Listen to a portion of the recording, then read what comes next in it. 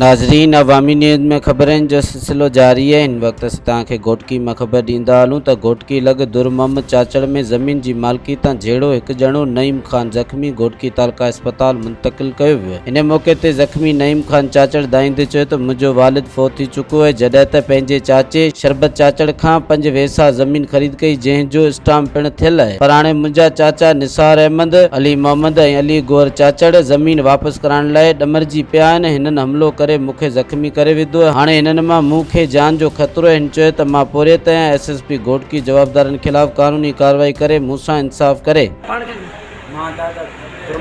जी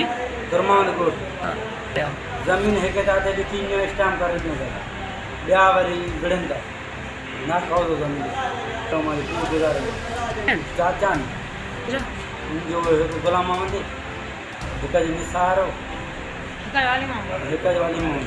असां इहो चाहियूं था त असांजा हक़ थिए,